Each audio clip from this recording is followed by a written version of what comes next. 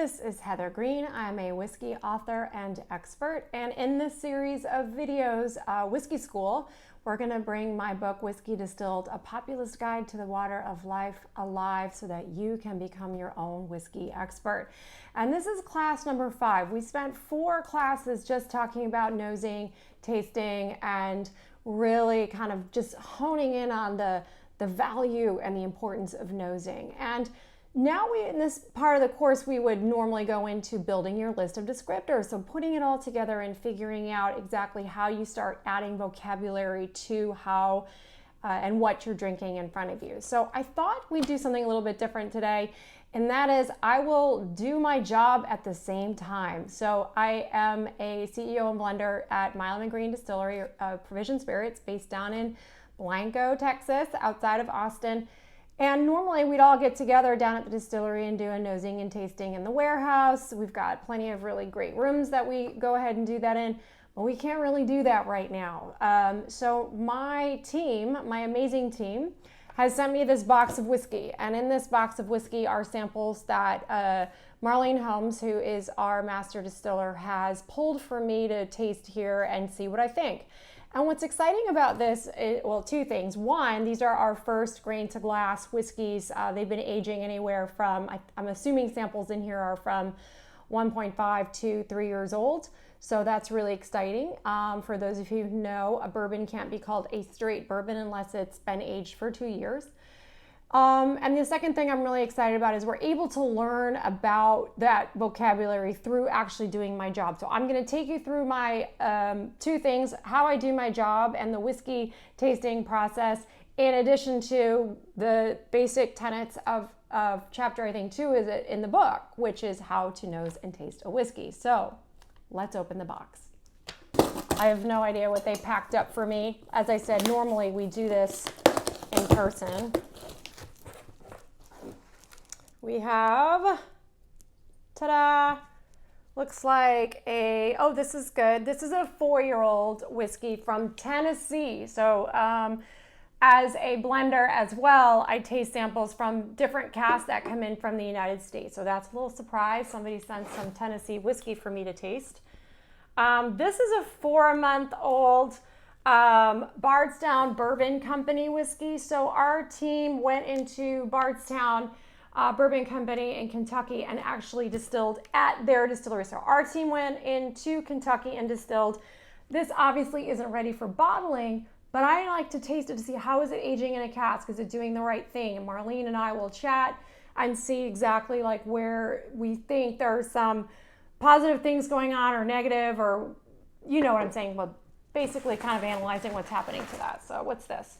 This is a 5-month-old Bardstown Barrel Bourbon Company 53-gallon, char number 3. So this is char to number 3, not number 4, which is really basically the depth or the strength of what you char the inside of your casks. And 53-gallon is the size of cask. So we'll taste that. It's very exciting.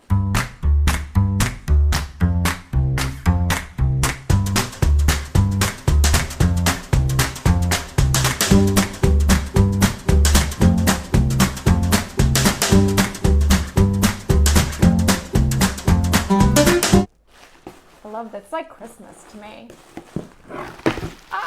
What's this one? This is really fun. This is a 5-month-old Bardstown Bourbon, 30-gallon barrel.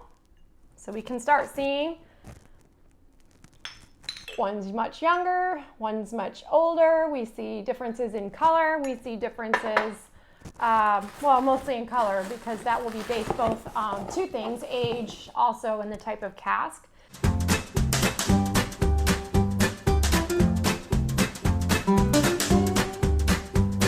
Oh, okay, so I made a mistake. I thought this was the fully aged stuff they sent, but these are the samples of what we distilled when we went into Kentucky. And we get to sort of see how those are moving along. So it is not the samples I'm going to use for grain to glass in our summer release. I'll do that later. These are the samples of how is our whiskey doing 4 months along in these different various char levels. and cask sizes in these bottles where we distilled from Bardstown back in November. And so what we're seeing are how we charred the barrels, the entry proof from the distill into the cask, how that's going to vary, and then we also see cask sizes. So you can see how all of these things, just 4 months old, are going to be changing when we add those variables in. So you get to see the difference in color and style. I think that concludes Christmas in May. And what I'm going to do now, I'm still going to do a tasting for you, but I'm going to do it now using these to see, I don't know, how are these coming along? What do I think in real time about these particular samples? And we're going to use the book as a guide. So we're going to talk a little bit about how I think about vocabulary, how I think about what's happening here, so that you can apply this to your own whiskey tasting. Of course, you don't have samples like I do here, but you can apply this to your own whiskey tasting. So I've narrowed all of those bottles down to make it a little bit easier to explain, because I wanted to sort of get those in order for you to see what we're doing. So we're going to build our list of descriptors, and we're going to use these whiskeys just as a guide. What we have here, 1, 2, 3, 4. So line up your glasses, whatever they may be. And these are a little bit wider and bigger than I would normally do for a tasting. Now, I explained to you that I do normally like a wide mouth glass because I like to get all of the aromatics out of my whiskey. I totally love that. But when I'm doing an intense tasting at home for evaluation and to see where our whiskeys are, I do like something a little bit more in the shape of more of a proper whiskey tasting glass. But look, we're going to make adjustments. It's an unusual time in the world, and this is what we're going to do. So what was sent to me are the barrel samples of whiskey that our team went into Kentucky to distill.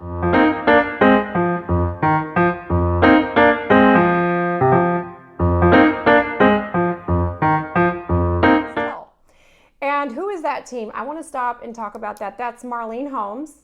Here's a picture of her. She's amazing.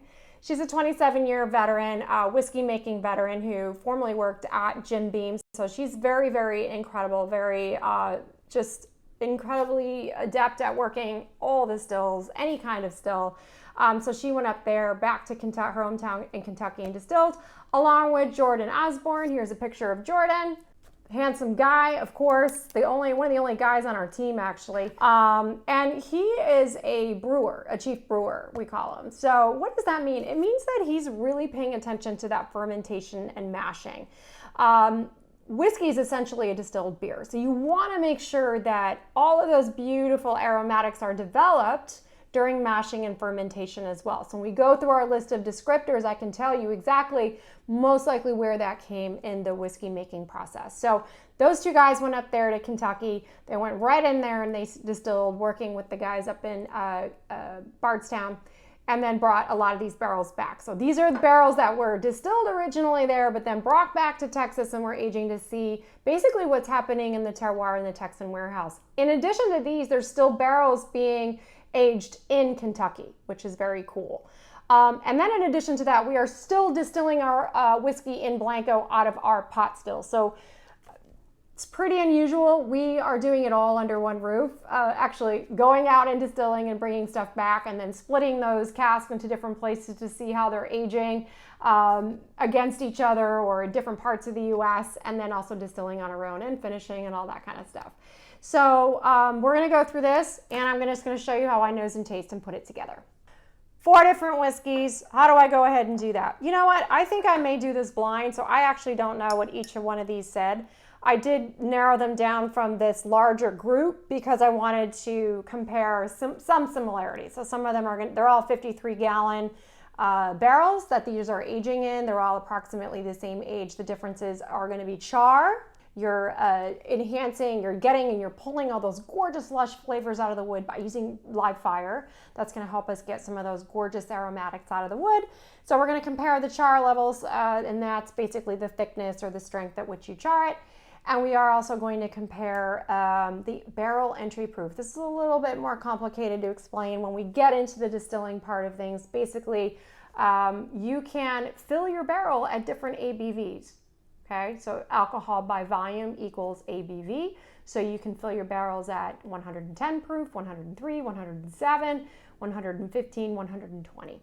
And that's going to affect how that ages as well, right? So more alcohol, less alcohol, more water. How does that all interact with the wood property flavors? So I'm tasting across those different variables in just these 4 samples.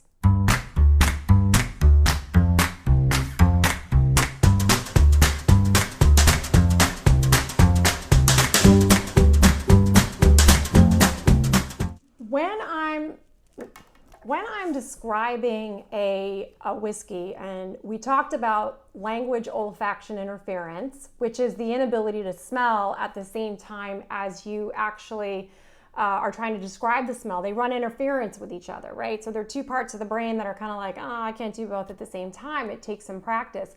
I do like to turn off that left brain chatter, or is it left brain or right brain, but all that brain chatter when I nose and taste my whiskey. So I don't want to really get into like the actual aromatic notes. So I just sink into it. And the way I nose and taste, and I like doing it this way, is I just go 1 through 4. I just go like it, don't like it, good, not good. I don't get too crazy about sticking with number 1. I go through because I think going through and picking, and actually picking your first whiskey is really important. Like, oh, something's going to stand out at you. So I'm just going to do that. I'm going to show you how I did it. I'm going to show you how I do it.